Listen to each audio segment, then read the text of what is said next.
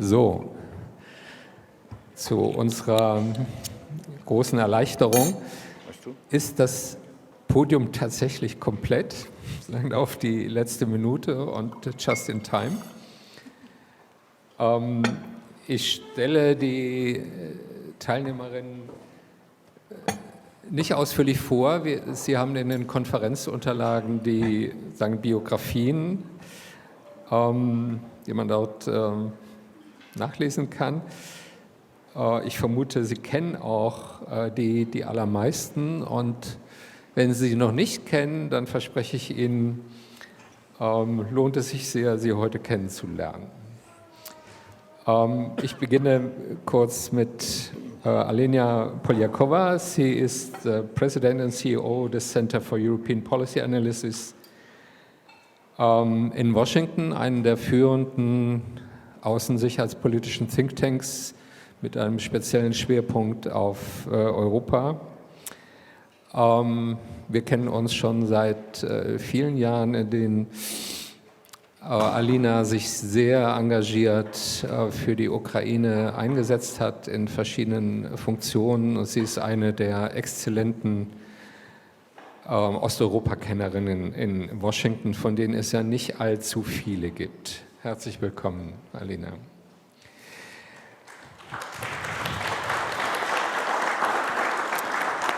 Ich folge einfach der Reihenfolge auf dem Podium. Johann Wadephul ist stellvertretender Vorsitzender der CDU-CSU-Fraktion im Deutschen Bundestag und der Sprecher für Außen- und Sicherheitspolitik, auch ein langjähriger Gast auf unseren außenpolitischen Konferenzen, vor allem Russland und Ukraine. Wir freuen uns sehr, dass Sie heute wieder da sind, Herr Wadephul. Vielen Dank für die Einladung.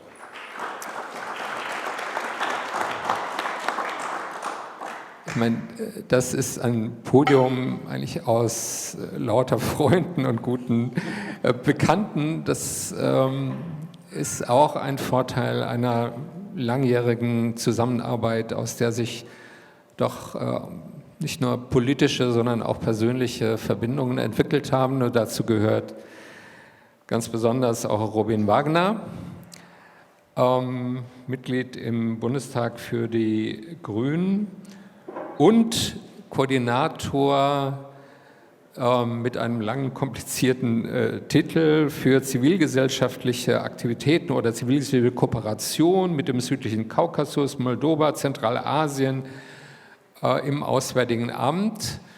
Aber noch wichtiger ist, dass er wirklich zu den dezidierten, entschiedenen und engagierten Stimmen für die Unterstützung der Ukraine und für die Zusammenarbeit mit ihr gehört. Herzlich willkommen, Robin.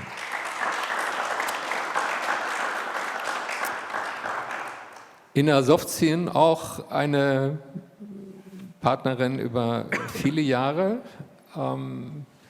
Sie ist Mitglied der Rada des ukrainischen Parlaments und Sprecherin des Subkomitees für die europäische Integration und Mitglied des Komitees für Energie und öffentliche Unternehmen.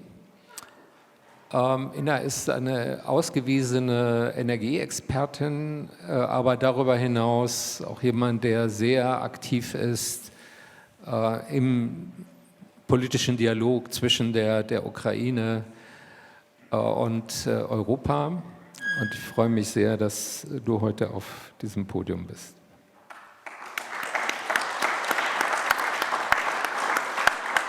Und last but not least, Wojciech Kononczuk. Er ist Direktor des Zentrums für östliche Studien, Eastern Studies in Warschau. Das ist einer der führenden außen-sicherheitspolitischen Thinktanks in Warschau, vor allem mit Blick auf Osteuropa, und auch mit Wojciech verbindet uns inzwischen eine mehrjährige Zusammenarbeit zwischen dem Zentrum Liberale Moderne und OSW. Und uns war es sehr wichtig, dass heute auch eine polnische Stimme auf diesem Podium vertreten ist. Herzlich willkommen.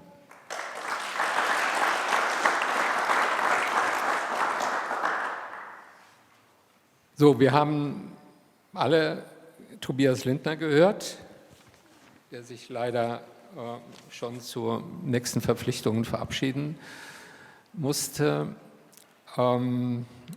Tobias hat ja sehr viel Richtiges gesagt zu diesem Krieg, was auf dem Spiel steht und womit wir es zu tun haben. Ja, dass Russlands Angriff nicht nur der Ukraine gilt und Putin sich schon gar nicht mit der Annexion der Gebiete zufrieden geben wird, die er bisher militärisch erobert hat. Dass dieser Angriff auf die Ukraine gleichzeitig ein Angriff auf die europäische Sicherheitsordnung ist und darüber hinaus sozusagen darauf abzielt, die ganze internationale Ordnung umzustürzen, die von Russland und seinen Verbündeten als Vorherrschaft des Westens denunziert wird.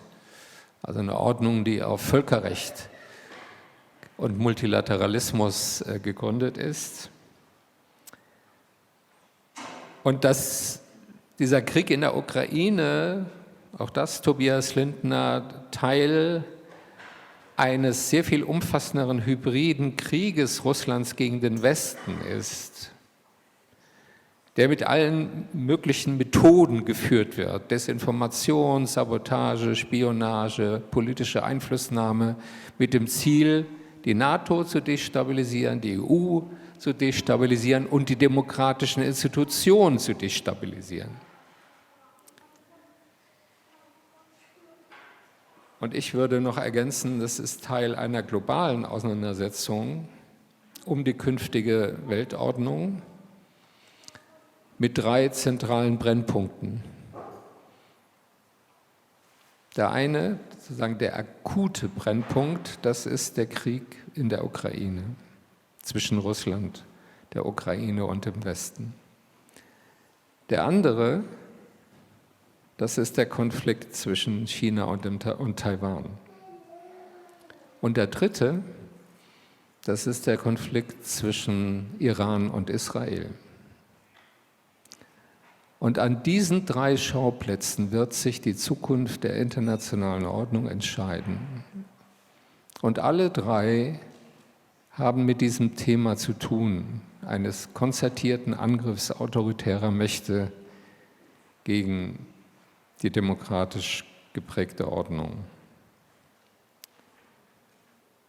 Und meine Frage an euch und Sie ist, warum tut sich der Westen so schwer, die adäquaten Konsequenzen aus dieser Analyse zu ziehen? Die Analyse scheint ja gar nicht besonders strittig zu sein. Also warum scheuen unsere Regierungen oder viele unserer Regierungen, nicht alle, davor zurück, diesen Konflikt wirklich anzunehmen und zu akzeptieren, dass wir es hier mit Gegnern zu tun haben, die man nicht einfach durch Diplomatie und Kompromiss wieder einbinden und zu einem Arrangement mit ihnen finden kann. Was für die Ukraine bedeutet, dass Russland diesen Krieg verlieren muss, um seine imperialen Ambitionen zu stoppen. Und trotz dieser beeindruckenden Aufzählung von Tobias sind wir ja weit davon entfernt, eine entsprechende Strategie durchzuführen. Also warum tun wir uns so schwer? Das wäre meine Ausgangsfrage und ich würde gerne mit Alina beginnen.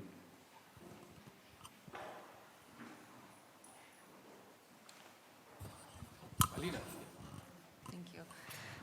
Well, Ralph, Marie-Louisa, thank you so much for having me here. It's amazing to be back with you and seeing all the incredible work that you're doing here at the Institute to really have thoughtful conversations about what is happening with Russia's war of aggression against Ukraine and what that means for all of us. I will try to answer your question. But if I can pick up on what you said, Ralph, and I think what Tobias Lindner also said in his speech, why is this not just about Ukraine? I would say it's not even a war about Europe. And I think this is a point that is getting lost increasingly so, that for Russia, they don't see themselves as at war with Ukraine. This is, if you listen to what the Russian officials are saying, for years now, long before the invasion, they're at war with the West. They use the word Zapad. They're at war with the West, and Ukraine is the starting point for that war, but is not the end.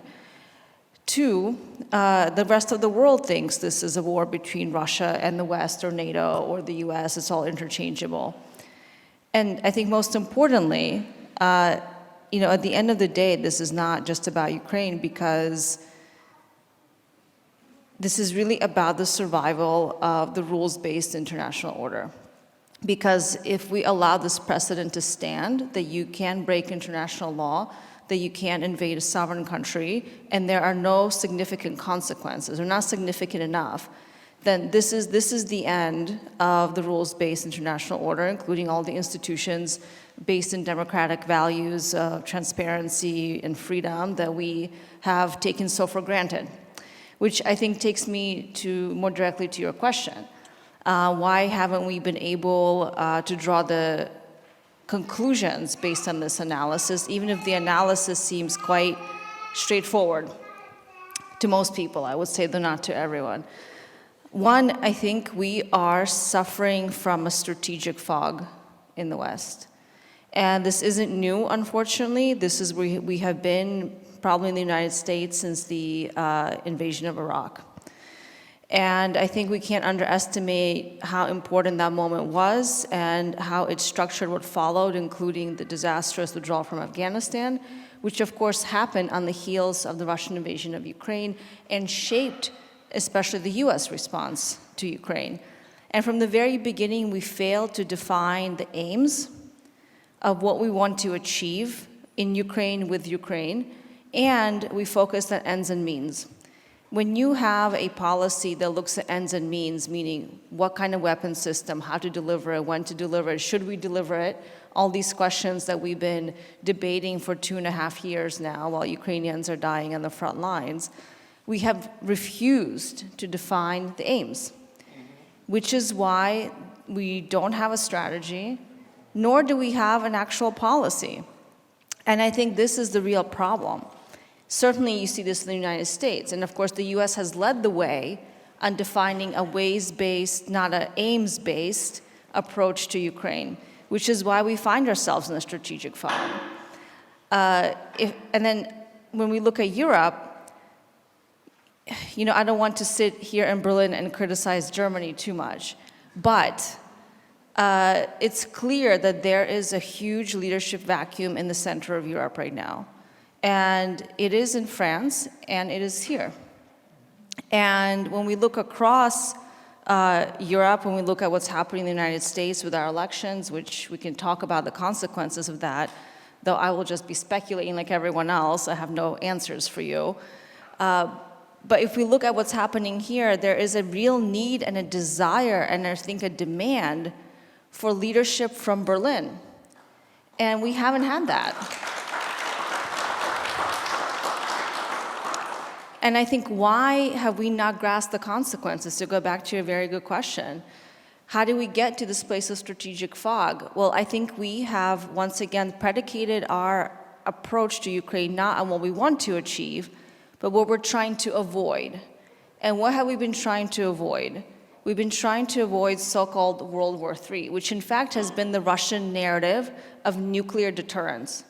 The Russians have very effectively used this narrative, if you do this, if you do that, we push the button. This is the basic narrative. And it has seeped into our psyche, and it has produced a self-deterrence approach that is very cautious, and that actually repeats the Russian narrative and prevents us from taking decisive action that would allow Ukraine to win. Ukraine can win. The longer we wait, the less the likelihood is that Ukraine can continue to mobilize troops, that they can continue to use the weapons that they have. But the window isn't closed. I think we really have an opportunity right now where we can turn everything around in Ukraine in the next year.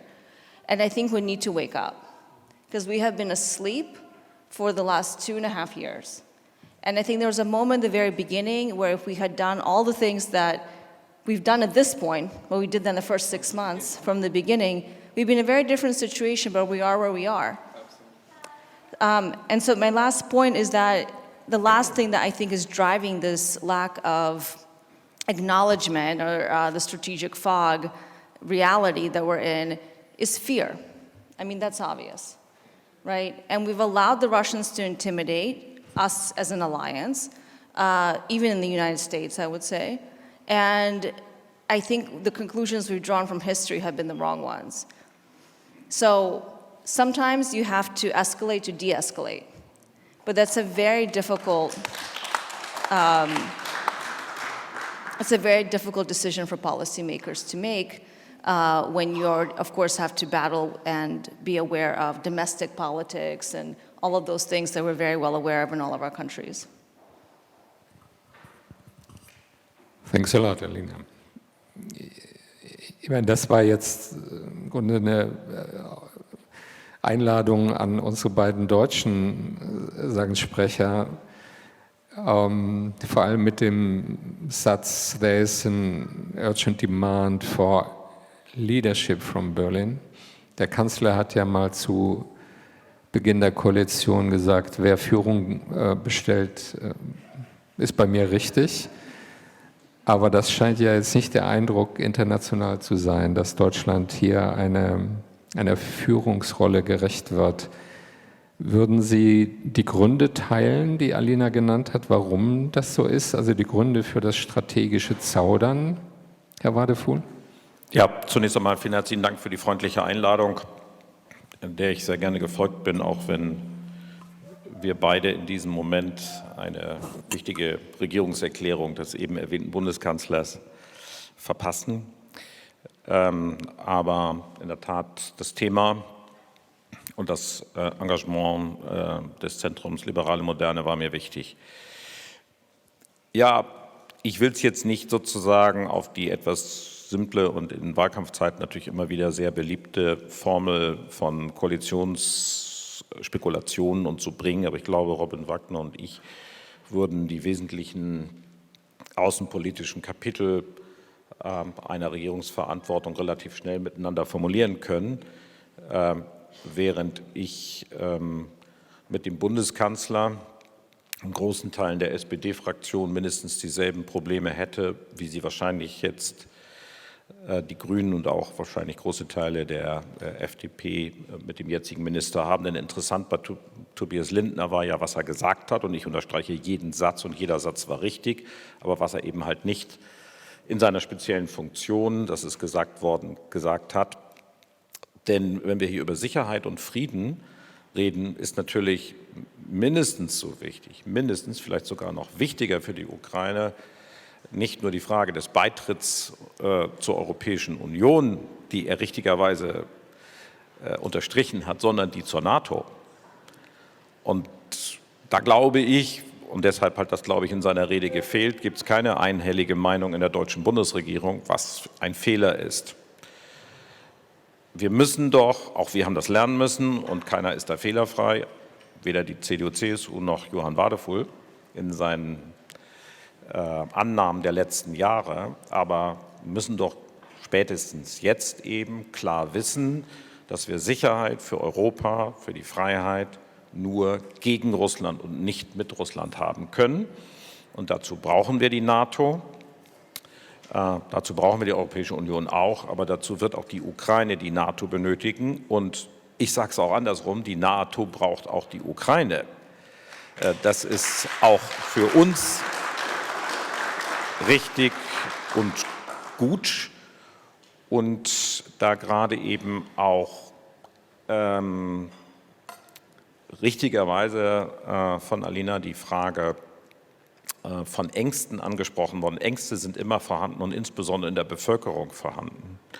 aber Ängste dürfen das politische Handeln nicht bestimmen und man darf sie erst recht in einer verantwortlichen Position nicht schüren. Und deswegen war es natürlich ein gewaltiger strategischer Fehler, dass die erste Person, die in der Bundesrepublik Deutschland über das Risiko einer atomaren Auseinandersetzung mit Russland gesprochen hat, gerade der Bundeskanzler war. Es war ein riesiger Fehler. Gerade er hätte das niemals machen dürfen, weil natürlich jede Bürgerin und jeder Bürger sagt, meine Güte, wenn selbst der Bundeskanzler schon sowas befürchtet, dann steht das ja womöglich kurz bevor und wir sind gut beraten, uns zurückzuhalten. Und diese Grundeinstellung hat er natürlich nicht verlassen und zeigt eben nicht die, ich sage mal, Leadership ist ja das etwas adäquatere Wort wahrscheinlich,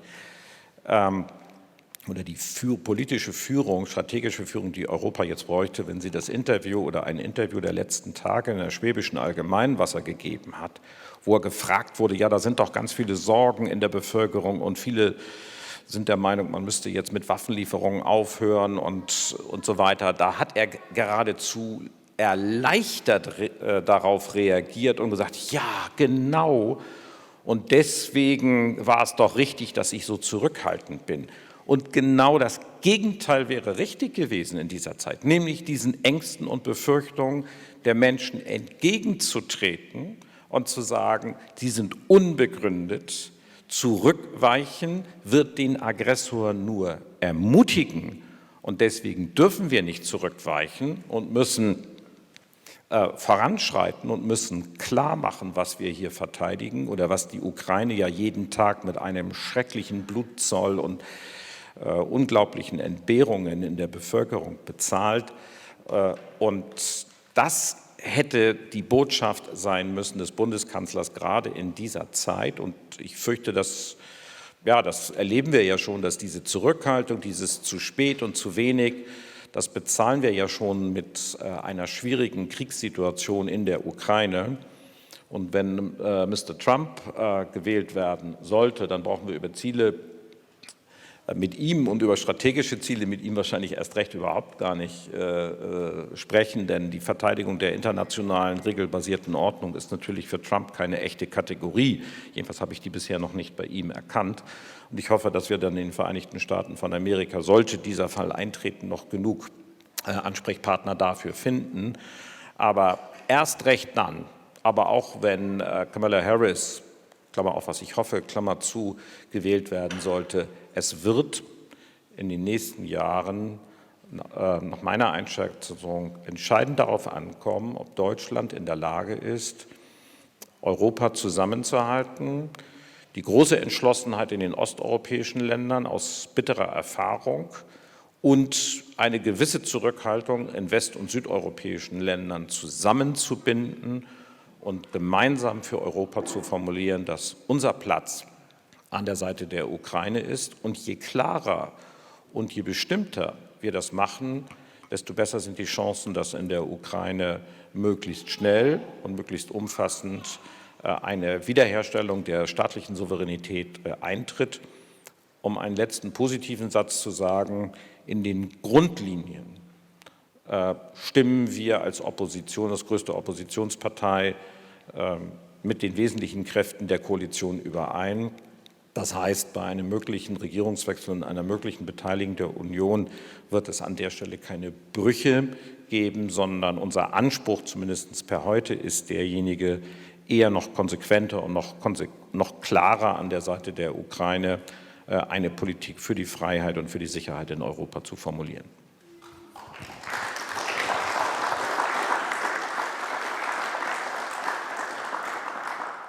Vielen Dank. Robin, ich würde gerne, was du immer auch sonst sagen möchtest, diese eine Frage nochmal aufnehmen, die man ja ernst nehmen muss. Ja, die Sorge davor, dass dieser Krieg in und gegen die Ukraine in einen gesamteuropäischen oder sogar einen dritten Weltkrieg eskalieren könnte und dass Russland ab einem bestimmten Punkt, wenn sie militärisch in die Defensive geraten, bereit sein könnte, Nuklearwaffen einzusetzen. Das ist ja, wenn ich das richtig lese, unser Kanzler erklärt sich ja nicht so gerne, eigentlich das zentrale Motiv, von dem aus Scholz denkt und handelt. Das hat er eigentlich von Anfang an zu Beginn des Krieges gesagt. Mein wichtigstes Ziel ist zu verhindern, dass dieser Krieg eskaliert und zu verhindern, dass Deutschland hineingezogen wird. Was wäre deine Antwort oder was wäre aus deiner Sicht die richtige Antwort auf diese Sorge? Eine zunächst paradox klingende, aber wer Sicherheit will und wer vor allem Frieden will, muss mehr Eskalation wagen an manchen Stellen. Und das, was du formuliert hast, was möglicherweise den Bundeskanzler umtreibt, ist ja nicht etwas, womit er alleine dasteht. Es gibt einen, ich finde auch erstmal zutiefst grundsympathischen und richtigen Wunsch der überwältigenden Mehrheit der Menschen in Frieden zu leben. Und ich meine, jeder, der einigermaßen klar im Kopf ist, will in Frieden leben. Und jeder, der einigermaßen klar im Kopf ist, will in Sicherheit leben. Das ist erstmal ein vollkommen verständlicher Wunsch. Und grundsätzlich ist es in vielen Situationen auch erstmal richtig, deeskalativ ranzugehen. Das ist nicht nur intuitiv, sondern das ist auch tatsächlich in vielen Situationen richtig. Es gibt aber welche, in denen das nicht der Fall ist. Aber es gibt diesen kulturell tief verwurzelten Wunsch bei uns in Deutschland und daraus auch eine mangelnde Erfahrung damit, über Fragen von Krieg und Frieden ernsthaft zu diskutieren. Und an einem Punkt, ich glaube, du hast das Zitat von, oder ich habe es jedenfalls anders in Erinnerung von Scholz, das Zitat, nämlich nicht, ich glaube nicht, dass er gesagt hat, wer Führung will, bekommt sie von mir, sondern wer Führung bestellt, bekommt sie auch. Und ich glaube, insofern ist es richtig, es wurde keine Führung von ihm bestellt bei der Wahl, weil jeder, glaube ich, weiß, der Scholz kennt, dass er nicht derjenige ist, der Führung an solchen Stellen übernimmt. Und das vielleicht auch nicht das war, was die Menschen wollten. Aber ich will jetzt nicht alles wiederholen, was grundsätzlich schon gesagt wurde, sondern um in dieses kulturelle Verständnis reinzugehen und dieses Problem, was wir haben, was Lebenspraktisches aufgreifen, aus einem alltäglichen Zusammenhang. Ich bin in meiner Freizeit, trainiere ich Karate und gebe gelegentlich auch Unterricht dabei und da geht es mir viel um Selbstverteidigung dabei. Die Leute, die da hinkommen, wollen von mir hören, wie sie möglichst elegant aus einer bestimmten Situation rauskommen, ohne dass es Verletzungen gibt. Das ist ein sehr guter, nachvollziehbarer Wunsch. Und wollen das lernen und wollen die wenigen Techniken lernen, mit denen man ganz elegant irgendwie rauskommt, wie man das im Film kennt. Das Problem ist, das gibt es so nicht. Die erste Lektion, die ich dann gebe, wenn ich diesen Unterricht mache, ist, das Beste, was man tun kann, ist erstmal überhaupt nicht in die Konfrontationssituationen kommen. Das ist, glaube ich, tatsächlich auch das Beste, was man international tun kann, zu versuchen, diplomatisch zu verhindern, dass es solche Konfrontationssituationen gibt. Und dann, wenn man da drin ist, muss man deeskalieren, das ist eine sinnvolle Situation. Und dann kommt irgendwann der Punkt, an dem man es vielleicht mit jemandem zu tun hat, bei dem das nicht möglich ist, weil das Gegenüber keinerlei Interesse an Deeskalation hat, sondern selber ausschließlich ein eigenes Interesse an Gewalt und Eskalation hat. Und dann kann man zwei Dinge tun. Man kann aufgeben und Verletzungen, Tod und was auch immer in Kauf nehmen. Das ist das eine, was man tun kann. Oder man kann sich verteidigen in der Situation. Wenn man das zaghaft macht, das ist das Schlimmste, was man machen kann. Sondern wenn man die Entscheidung trifft, dass es das eigene Leben es wert ist, verteidigt zu werden, dann muss man das mit einer Entschlossenheit machen, die der Situation angemessen ist. Und an der Stelle mehr Eskalation wagen.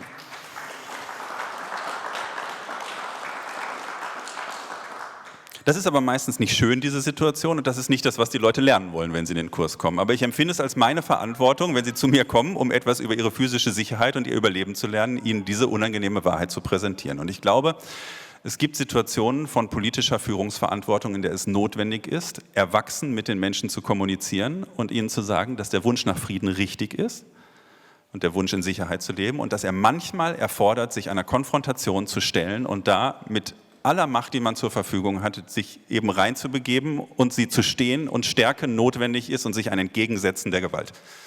Das ist das, was politische Führung bedeutet.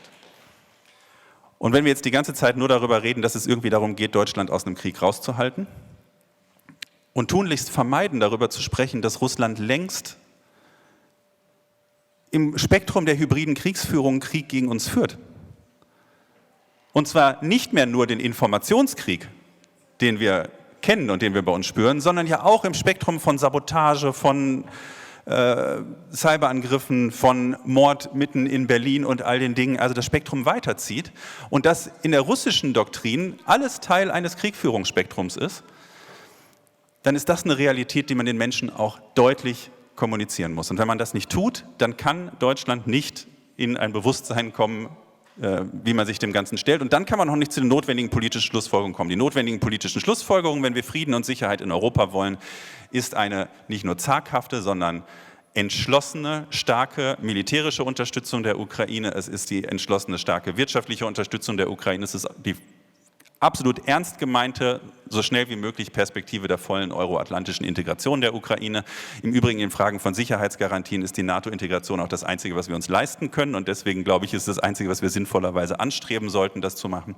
Aber diese Entschlossenheit, die kriege ich ja erst, wenn ich einmal ernsthaft mit den Menschen kommuniziere. Das mag unangenehm sein, weil viele Leute wollen diese Wahrheit nicht hören. Und ich glaube, das ist ein Problem von vielen politischen Problemstellungen, die wir im Moment haben. Aber erwachsen mit Menschen umgehen, das ist das Mindestmaß an politischer Führung, was wir derzeit aufbringen müssen. Und ich finde, dafür sind wir gewählt, das zu tun.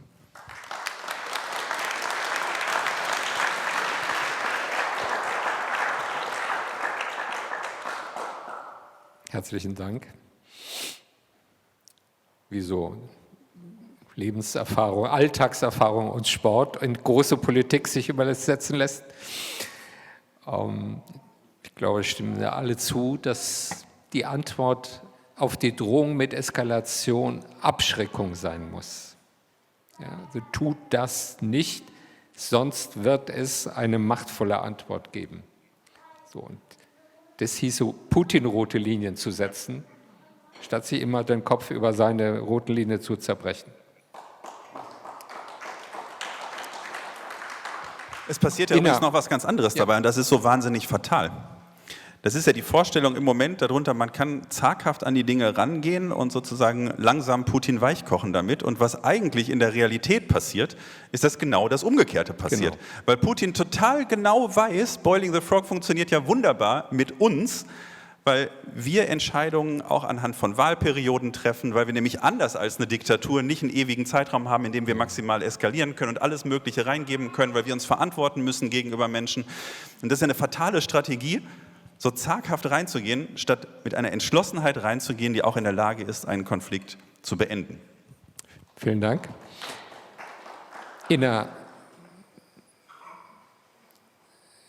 Was löst diese Diskussion jetzt bei dir aus? Sagen die Beiträge aus den USA und sagen aus Deutschland. Ja, wie ist sagen die ukrainische Sicht auf die westliche Politik?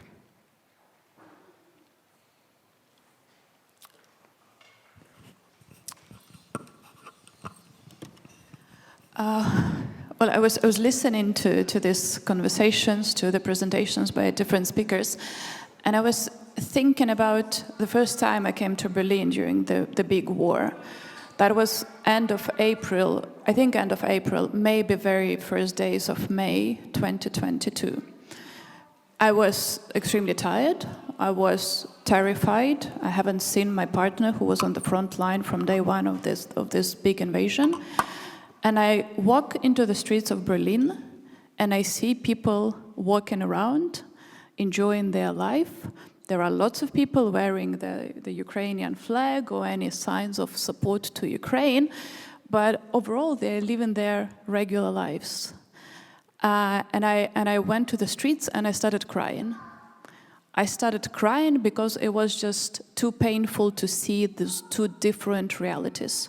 The realities that I came from for a couple of days, and the realities of life here in Berlin. And at that time, the level of support to Ukraine in Germany was huge.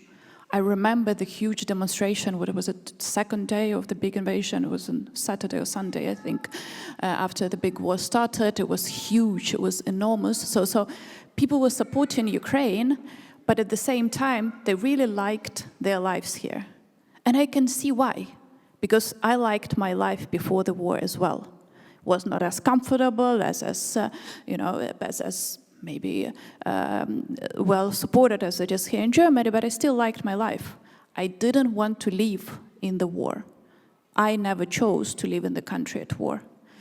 And it was extremely scary to accept the reality that I am now living in the country that is at war.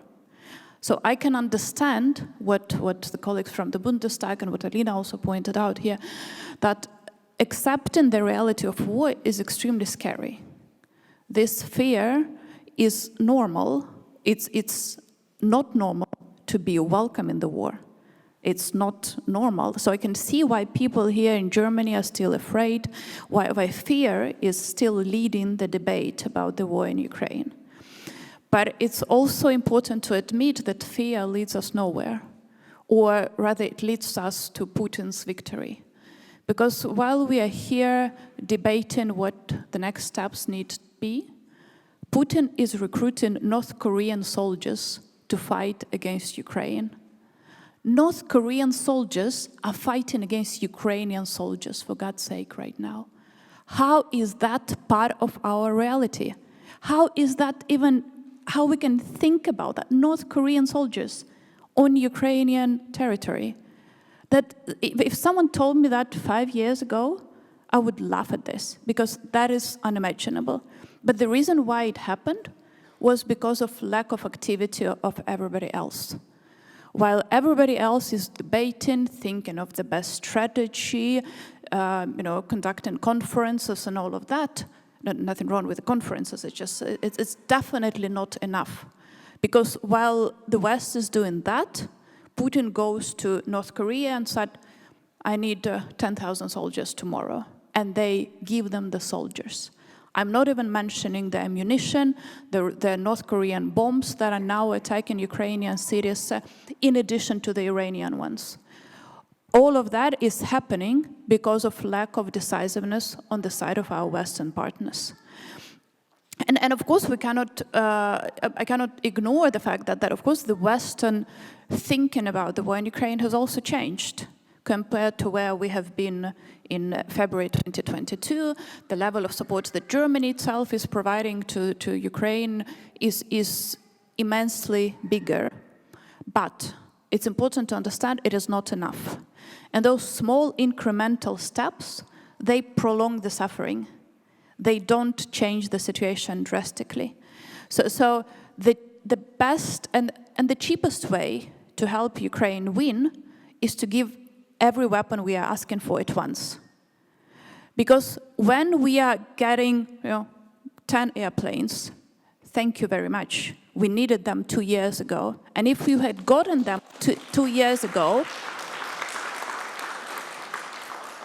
if we received them 2 years ago, we might have been in a very different situation today. So this is important to understand, that everybody is talking about the price of war and how much Germany is paying, how much France is paying, how much the US is paying. You would actually pay less if you pay it at once. And I think that should be a critical debate, including in the upcoming elections over here in Germany. The cheapest way to help Ukraine is to do it all at once. Otherwise, this suffering will continue on the Ukrainian side, and these expenditures will, well, then there are two options. Will either continue on the Western side, or they will stop, and that is the worst case scenario, where the West will just say, yeah, we are tired. We don't have any more money, we don't have any more political will or anything, so let's make a deal. If that will be the conclusion of all those debates, well, the deal might be reached, and then 8 years from now, we will have another war. And this is extremely personal for me. If there is another war 8 years from now, my son, who is now 12, will have to fight in that war as well. So please do remember that we have a whole generation of people, including my son. He was 1 year old when the war started. He's 12 now. He's about to turn into a teenager. But that is not my biggest problem. My biggest problem is that I actually raise a son at war, just like millions of other Ukrainians are doing. So I think it's important to think about this strategically, but not from the thinking of fear. Fear cannot lead those decisions, because fear is what Putin expects. Fear is what is feeding his political ambitions. So fear will lead us nowhere, even though it is perfectly understandable. And I'm calling on everybody who is here, who will be discussing that in any other venues, to remember that the best and the cheapest way to help Ukraine is to do it sooner rather than later. And the best way to help Ukraine is not to call Putin. Oh my gosh, I thought we were done with that by April 2022. The best way to help Ukraine is to help Ukraine's internally, but then also to give weapons yesterday. That is what we really need. And I hope that is where, at the end, those debates will lead to.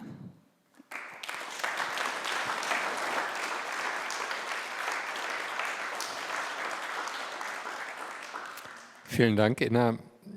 Wojciech, was ist in Polen anders?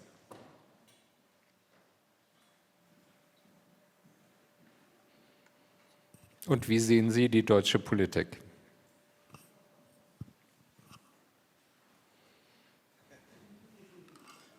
Thank you, Ralph. Thank you for having me today for this very important event. Your second question is more difficult, I would say. Starting from your initial one about the West's response to the war, I would say that one of our many problems is that we don't have one West, actually. We feel in Poland that we are also part of the West, the same in Baltic countries, yes? Romania, Bulgaria, and so on. But the problem is that from the very first day of the war, we have very different approach to the Russian invasion, not from the political elite, from the governments in Central Europe, in the Nordic Europe, on the one hand, on the other, in Western Europe or Southern Europe, but also from the societies. And I think that the societies here are very crucial. Because the difference between, for example, Polish or Lithuanian or Czech society and society here or in France or in Portugal is that there is no further explanation needed for them, I mean for us in Central Europe. What is the war about? Because of a different perception, historical perception, different tradition of how we dealt with the Russian Empire, the Tsarist one, then the Soviet one, and the Russian Federation. So therefore, our reaction in Poland from the beginning of the war was very different.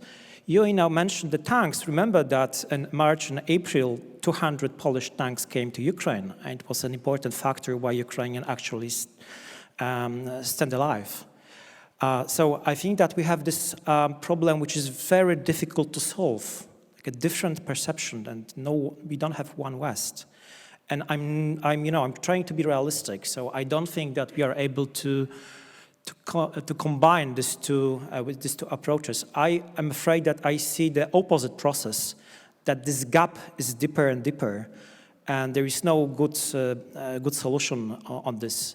I think that if I would be advisor to not Polish politicians, I'm doing this, but to the foreign politicians, I would say, be honest with your own society. Explain them what you said, and I fully agree, that the cost of not doing anything will not be lower than the cost of support Ukraine as much as we can. We are doing a lot. I would say it's still a surprise for the Russian, that's especially our reaction, European reaction, democratic community reaction from the very first day of the war.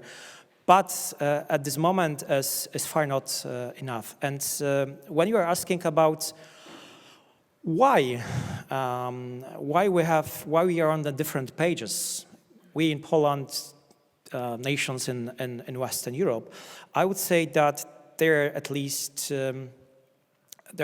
three reasons for that. And those three are based on false beliefs. The first is that the first false belief that this is not a war between Russia and Ukraine. It was explained by Alina.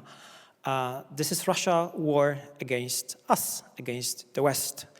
Our politicians, including our here in this country, they like to repeat that we are not at war with Russia. But our problem is that Russia is saying publicly that they are at war with us. The second false belief is that this is a war about land, that Russia wants to annex eastern or southern land of Ukraine, which is populated by the Russian-speaking Ukrainians mostly. This is not true. This is not about land. This is about control over the whole territory, and this is about the security, not only in Europe, but the far-reaching global consequences, which is, Russians are honest in this regard. They put it openly in this document sent to NATO's countries in December 2021. So they put it in a very transparent way. And the third false belief, which unfortunately we face in the West, is that that there's some compromise with Russia is possible. It's not possible, because Russia is not seeking any kind of compromise. Russia believe, and if you are following, we have to, Russian propaganda, media propaganda, there is a growing belief that Russia is starting to winning the war. Because Russia is more determined, we have these domestic problems in many Western countries, especially in the US, because of the elections, there would be a problem if the Congress will have to vote for another economic package for Ukraine. So the false belief is that if Ukraine will be forced to agree on some kind of compromise, the problem will be solved, which is nonsense. This is very, very naive approach. Not only because, as I mentioned, this is not a war about land, but also there is no possibility to force Ukrainians for a compromise. Not only because, again, compromise is not possible, but after these first weeks of the war, after Buchas, after Mariupol's and many other places of Russian crimes, I think that the Ukrainian state approach to the Russia, what is Russia and what is the substance of Russia, has changed dramatically. So Ukrainians, they understood that the current situation they face is very difficult, is growingly difficult, but the compromise would be worse for them. And finally, I think that the problem and it's the reason why we don't have one Western approach or one Western strategy to the war, is that we, as the West, as a majority of the West, we have this growing problem to understand the Russian strategy culture, the Russian modus operandi. After the collapse of communism, we closed down many Sovietology centers, research centers in the US, in Europe, yes.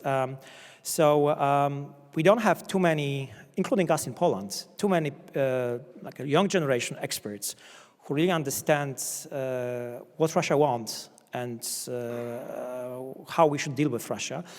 We have a very good panel today, but I'm afraid if we'll have, and this is my final response to the second part of your question, if you would have in the panel somebody from the SPD, who is still the strongest party in the ruling coalition, probably we are like-minded people here, and probably in majority in this room, but with somebody from SPD and many others political parties whose support is growing in the West, I think that this discussion would be much more difficult.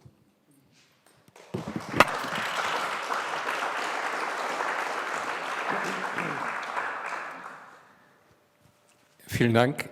Ich würde noch mal gerne auf Alena zurückkommen. Das ist ja die unvermeidliche Frage.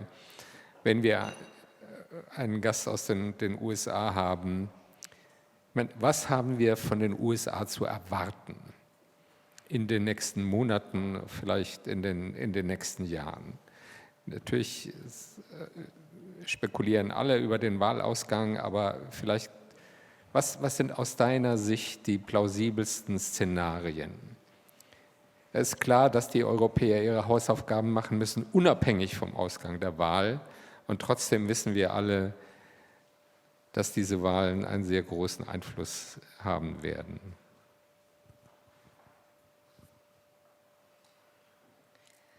Well, I knew this question was going to be asked of me, and as I said, I don't think I can provide you an answer as to who's going to win in the US election. But the number one point that I think everybody in Europe needs to absorb is that this election is going to be incredibly close. Right now, it is basically 50-50 in the 7 swing states. No other states matter, to be clear. It's just a handful of states that will decide the outcome. And the polling is within the margin of error. So I think I have been recently hearing a lot of European colleagues basically think that Harris has a clear path to victory. Do not think that. It is not true. And if you look at the betting markets, which are usually a better predictor, Trump is still winning in the betting markets but by a smaller margin. So that's where we are in the United States, and I'm not convinced, as many are not, that we're going to have a clear outcome on November 5th, because it will be a contested election, in my view. And when we will get the result is not clear to me. I hope that's not the case, but right now that's what it looks like. Things can still change in the next few weeks. Elections are unpredictable. In terms of what a Trump administration or a Harris administration might mean for Europe, I might put some ideas here that are a bit different than what you might hear in the press or in the public domain. One, Harris. There's no question that she will be a centrist president. She will reaffirm NATO. She is not a supporter of authoritarians. She will be a centrist U.S. president. However, make no mistake that Biden is the last transatlantic president that we will ever have in the United States. I don't know if that's it's a good thing, but it is the reality. And look at what the Biden administration's policy has been on Ukraine. As we're discussing here, it's come up very short. And this is from a president who I think is passionate about Europe, understands the U.S. investment in Europe over the decades and what a defeat in Ukraine would mean. It would not just mean a defeat for Ukraine, it would be a loss of all of the trillions of dollars and treasure as well as lives that we have committed to a Europe whole, free, and at peace, and that is the loss that we would have if Russia wins. And Biden understands that in his soul. Harris, we don't know what her foreign policy agenda is. It's not their fault. She came into the race very late. We didn't have a normal process here. Where does Europe stand in the foreign policy priority list? I don't think it's number 1. That's obvious. Is it number 3? We don't know. We just don't know. We know the people around Harris, but frankly, we know far less about who is likely to have cabinet-level positions in the Harris administration than we do about a Trump administration. So what would a Trump administration mean? Well, I think there's a lot of concern, obviously, that this article that came out recently that he's been actually calling Putin several times since he left office is, of course, deeply concerning. There's no question about that. Trump thinks he's a great deal maker. But I will say that I think the greatest constraint on Trump's deal that he wants to strike between Ukraine and Russia will be Russia. Because the Russians right now think they're winning, or at least that they're not losing. And they're not going to back away from their maximalist demands. And we all know what those are. And those are completely unacceptable to Ukraine, and they're completely unacceptable to every single NATO member. So what deal is there to be had? There is no deal to be had. And in fact, look at Trump 1. He came in wanting a reset with Putin, tried really hard. He wanted to have some sort of deal with North Korea. What did he get? Nothing. Nothing. And in fact, we had the Trump administration provide offensive weapons to Ukraine. We had the Trump administration do pretty hard-hitting economic sanctions on Russia. So there's a lot of room there for malleability, I think. I don't think Trump's worldviews are set. They never have been. We know a lot more about who would likely be Trump's appointees at the highest levels, frankly. Some of them you may know here in Berlin. But I think at the end of the day, every US president is going to face the same geopolitical reality. Russia's war in Ukraine will continue. see no end in sight from the Russian side based on their recent budget. We will have continued instability in the Middle East. That's not going to end in 3 weeks. And we're going to continue to have escalation with China and possibly other escalatory conflict emerge across the world. So increasingly, the US is losing the ability to affect reality on the ground across the world. That is a very difficult thing for American policymakers to really understand, but it is the truth. We are not any longer able to take decisive action that will change the facts on the ground across the world. We are seeing a decline in US leadership and in US legitimacy. We've been there for a while, since the invasion of Iraq, I would say. So when I look out into the next 4 years, I don't actually think it matters. It matters who the US president is, don't get me wrong. But he or she will have to make the same decisions. Will Trump cut off aid to Ukraine? Well, we'll have a Congress that will have a say about that. And right now, despite all the media reporting, there is majority bipartisan support in the US Congress for Ukraine. I can get into details of, how is the House going to look or the Senate is going to look, but, that gets really deep into US politics. But I think the main takeaway I would have for you is prepare for Trump right now. Go with the betting pools, but don't think that all is lost, because I don't think it is.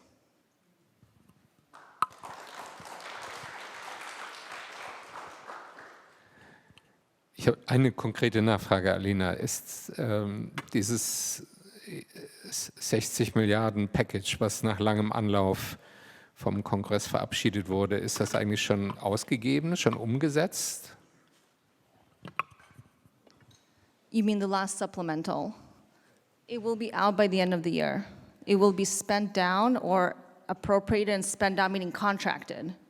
So that doesn't mean that weapons deliveries will stop at the end of the year. It means the Biden administration is contracting all of it, with deliveries to still be coming in 25, 26, and beyond, which is part of the MOU process, these bilateral security agreements, which have a 10-year timeline, which the US has also been pushing allies to do.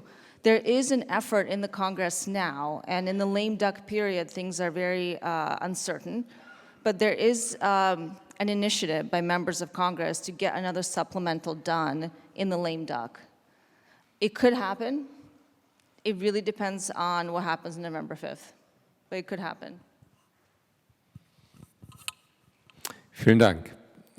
Herr Wadephul, sind wir vorbereitet auf eine solche Situation, wie sie jetzt von Alina beschrieben worden ist? Und was müssten wir tun, damit Europa in die Bresche springen kann? Jedenfalls mehr als das, was wir bisher tun. Das muss man schon ganz klar sagen. Denn in der Tat, die Analyse ist ja richtig. Auch eine Harris-Administration wird Europa nicht als Priorität 1 haben, sondern maximal als Nummer 3. Die Analyse teile ich. Das ist auch alles, was man in Washington hört. Kamala Harris ist kein Vorwurf, aber wir müssen es nüchtern analysieren. Die Transatlantikerin, die Joe Biden als möglicherweise letzter Präsident in der Nachkriegszeit so war.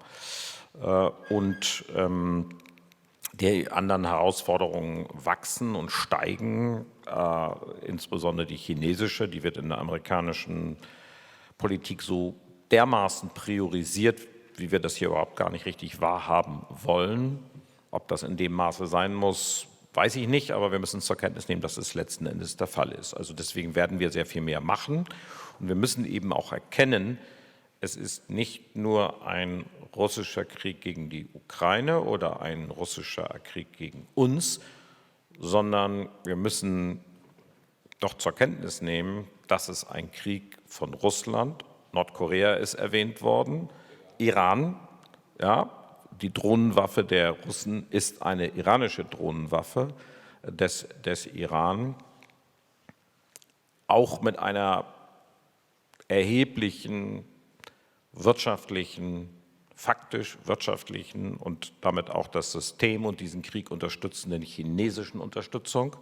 Das ist muss man erkennen, das sagen wir auch allen chinesischen Gesprächspartnern, die verweisen dann immer darauf, wir liefern keine Waffen oder Waffensysteme, mag sein, aber faktisch im Ergebnis unterstützen sie Putin auch bei dieser Kriegsführung. Das muss man sagen. Dem stehen wir insgesamt gegenüber, deswegen ja trotzdem nicht wehrlos. Und natürlich müssen wir in Europa eine Menge machen, aber wir haben auch eine Menge andere Partner. Also wir haben Japan, wir haben Australien, Neuseeland, wir haben die Philippinen, wir haben Indien auch. Nicht in der 100%igen Form, wie wir es uns wünschen, aber auch die jetzige Bundesregierung bereitet jetzt deutsch-indische Regierungskonsultationen fort und setzt eine lange Linie auch deutscher Außen- und Außenwirtschaftspolitik und Sicherheitspolitik fort, und das würden wir natürlich auch so machen. Also wir haben Partnerinnen und Partner überall auf der Welt, die wir entschlossener, offener einbinden müssen, wo wir mehr Bündnisse schmieden müssen, als wir es in der Vergangenheit getan haben. Wir haben eine ganze Menge Partnerinnen und Partner in Lateinamerika. Das heißt, so Dinge wie ein Mercosur-Abkommen ist jetzt kein Top-Thema hier, aber müssen wir dann auch hinbekommen als Europäische Union. All das sind Kräfte, die wir sammeln können, wo wir Partnerinnen und Partner haben, die mit uns die regelbasierte Ordnung, die Freiheit, die Sicherheit auf dieser Welt gegen eben diese Regime, die ich nannte, verteidigen wollen. Und wir müssen in Deutschland selber manches an Grenzen, die wir untereinander hier noch markieren, auch in der demokratischen Mitte überwinden. Wir müssen zu Umpriorisierungen kommen. Den Vorhalt, den man nicht nur aus den USA bekommt, schaut euch mal an, was ihr für den sozialen Sektor insgesamt ausgebt und wie schwer ihr euch tut, 2% zu erreichen, ist einer, den wir ehrlicherweise sehen müssen. Und dem werden wir nicht gerecht, wenn wir jetzt einen Rentenwahlkampf führen und wieder neue Ängste schüren. Ich hoffe, dass das vermeidbar ist, und auch wir müssen natürlich, wie auch andere in der politischen Landschaft, darüber reden, ob alles durch Umsteuern machbar ist oder ob wir vielleicht nicht doch auch neue Mittel werden aufnehmen müssen. Auch das sind Grenzen, die wir möglichst schnell überwinden müssen. Das wird nicht ganz leicht werden, gerade in einem aufkommenden Bundestagswahlkampf, aber man muss ja das große Ganze sehen. Und wenn man zugrunde legt, dass wir die amerikanische Politik so einschätzen müssen, wie das gerade eben gesagt worden ist, dass wir doch mehr auf uns zurückgeworfen sind, dann plädiere ich sehr dafür, dass wir angesichts der immensen Bedrohung, der wir ausgesetzt sind, wirklich noch einen größeren und entschlosseneren Schritt auch zu Gemeinsamkeiten in der politischen Landschaft Deutschlands zurücklegen. Dann können wir das ja auch gemeinsam schaffen. Man muss ja auch mal sagen, es ist ja machbar. Wir können gemeinsam es erreichen, dass die Ukraine sich verteidigen kann, dass Russland diesen Krieg verliert und dass wir insgesamt doch wieder in einem besseren und sicheren Europa und einer besseren und sicheren Welt leben. Es ist erreichbar, wenn man es nur gemeinsam will.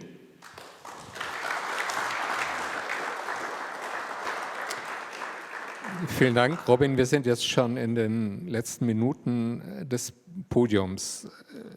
Debatte über Global Outreach, globale Allianzen bilden, das wäre nochmal eine eigene notwendige Diskussion. Ich würde dich aber gerne fragen, was können wir in diesem Jahr noch erwarten bis zur Bundestagswahl?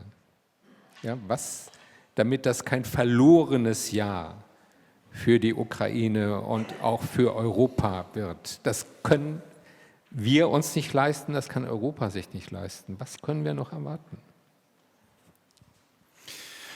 Das hängt von sehr vielen Menschen ab, die in der Lage sind, sich dem Gift einer sich ausbreitenden Propaganda entgegenzusetzen. Denn wir können nur dann überhaupt etwas erwarten in dieser Konfrontationssituation, in der wir uns befinden, wenn wir die Stärke als demokratisches Land beibehalten. Wir sehen, wie massiv viel Russland investiert, um demokratische Staaten kaputt zu kriegen, um zu destabilisieren, um Propaganda einzustreuen, all diese Dinge. Dieser Informationskrieg wird mit einer Massivität bei uns geführt, die, glaube ich, viele immer noch nicht verstanden haben. Und wir sehen, dass Gift von extremistischer Vereinfachung, das einerseits manchmal von Russland unterstützt und andererseits auch in den eigenen Köpfen gewachsen verbreitet wird hier im Land. Und ich will da ganz besondere AfD und BSW nennen, die ganz stark diese Botschaften verbreiten und deren Gift sich immer weiter durchzieht, ideologisches Gift, sage ich mal. Und das in einer Geschlossenheit. Es gibt, ich glaube, wenn man sich die Welt anguckt, gerade diese autokratische Internationale, die solche Botschaften verbreitet, manchmal in bewusster Zusammenarbeit, manchmal in faktischer Übereinstimmung, aber jedenfalls ist das die Situation.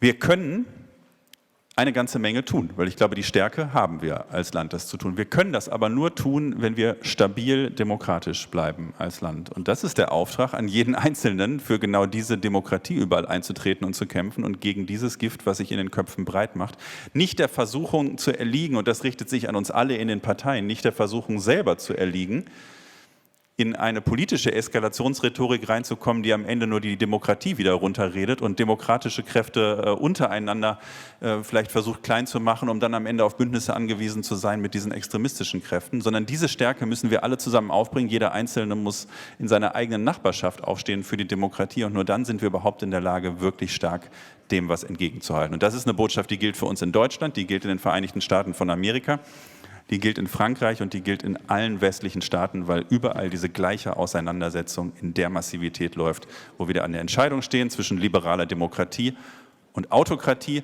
Und das ist keine triviale Entscheidung, weil da geht es am Ende um alles.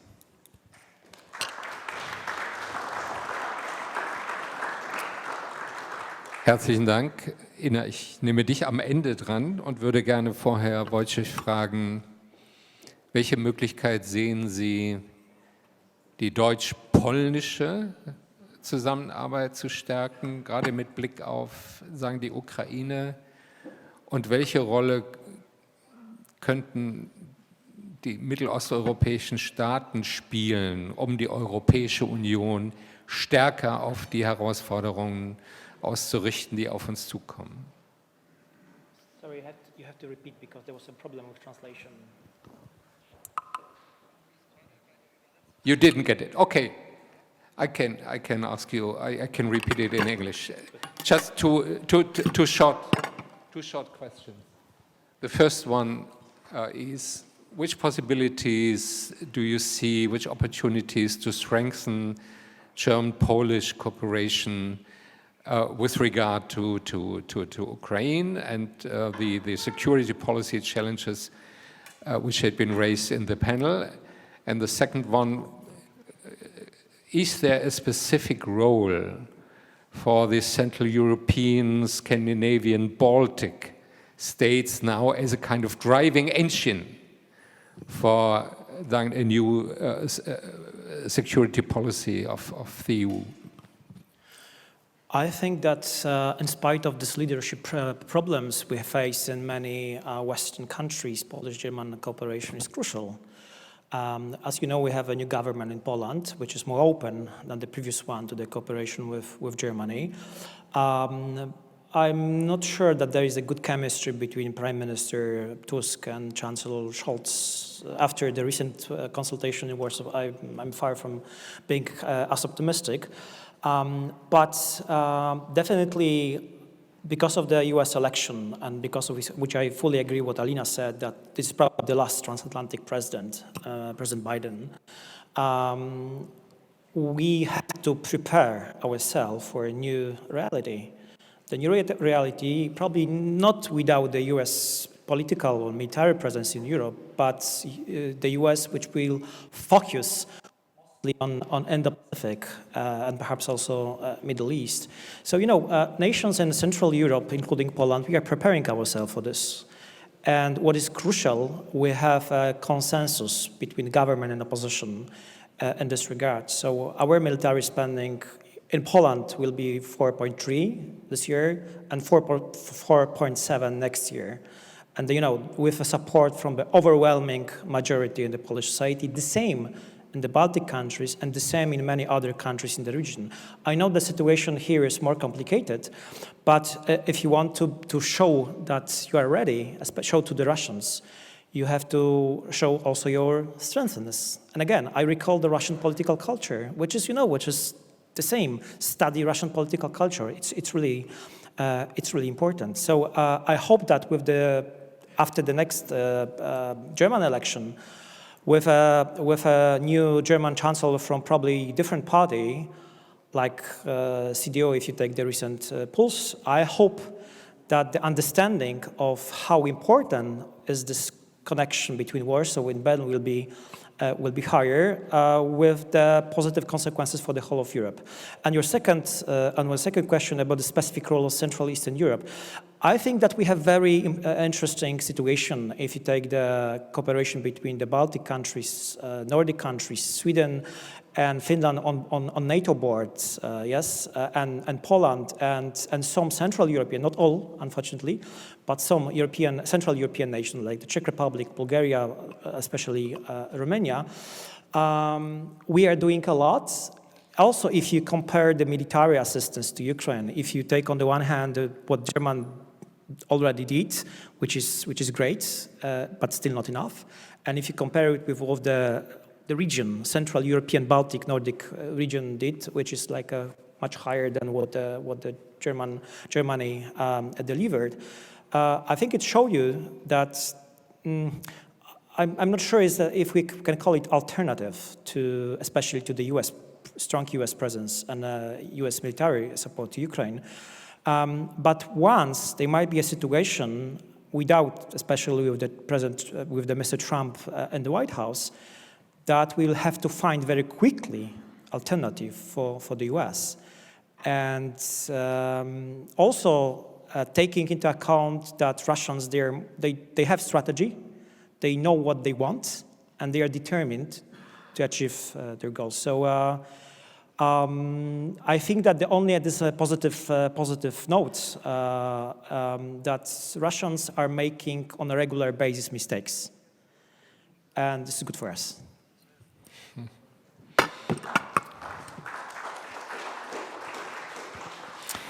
Ina, Schlusswort für dich.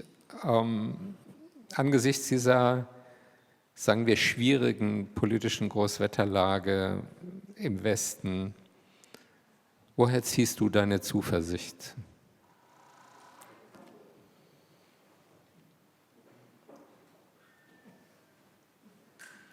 Ich hoffe, du hast sie. Well, there is this famous saying, attributed to Churchill, I think, but I might be mistaken there, that you can expect the US will do the right thing after they tried everything else. That's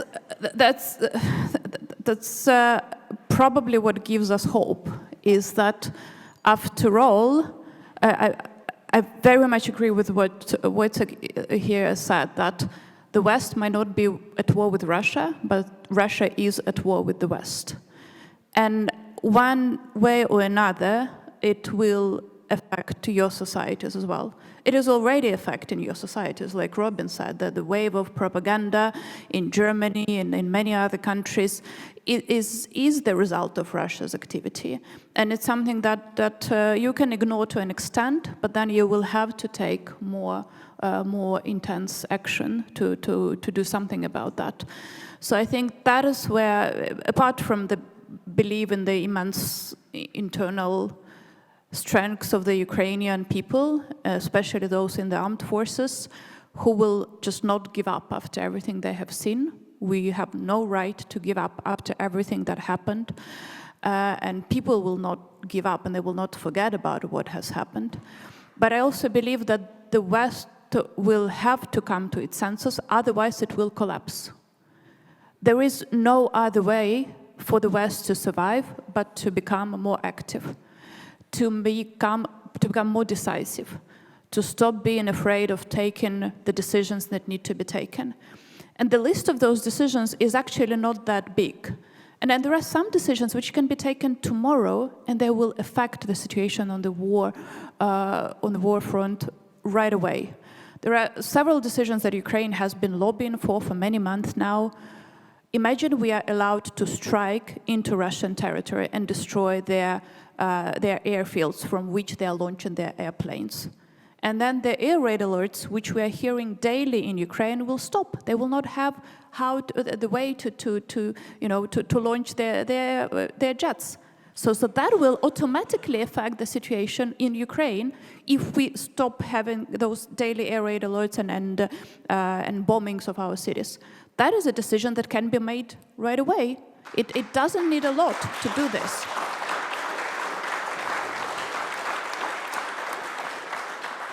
Second decision is, okay, we don't have enough air defense to cover all of Ukraine's territory, but the West does.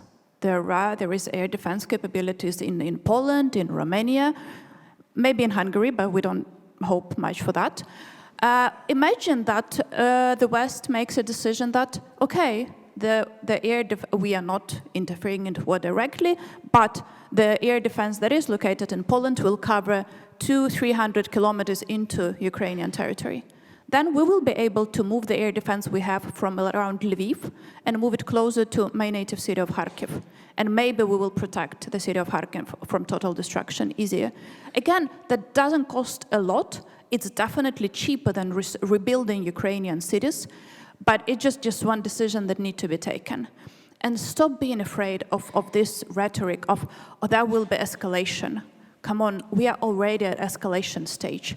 What we need to do is to accept that this is escalation, and it's either you take up on the fight or you admit defeat. And I very much hope that the West will not admit defeat, that the West will make realistic decisions, and that those decisions will be systematic.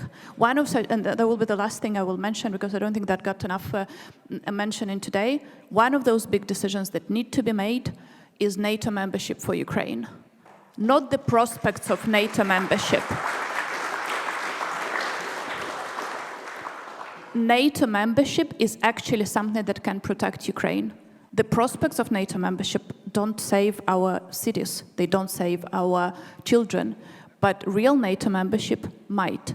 And don't be afraid when Putin says this will be seen as an escalation. He said the same about Sweden and Finland joining NATO. He said the same about Poland joining NATO many years ago. He keeps on saying that, and if people keep on believing, that is when Putin is winning. So the only way for Putin not to win is to stop listening to Putin and to start listening to the voice of reasons in our heads. Thank you.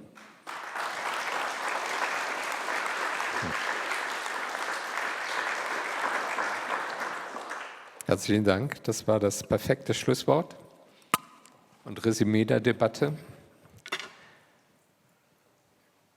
Im Krieg ist ein Mangel an Entschlossenheit fatal. Er führt nämlich in die Niederlage. Das ist, glaube ich, eine der Quintessenzen aus unserer Diskussion. Ganz herzlichen Dank an Sie alle. Es war, fand ich, eine hochspannende Runde. Ich weiß, dass einige von Ihnen jetzt sofort weg müssen in den Bundestag. Wir gehen jetzt in eine kurze Pause. Danach gibt es 2 parallele Foren. Das eine zu Demokratie und Krieg in der Ukraine. Das findet im 4. Stock statt.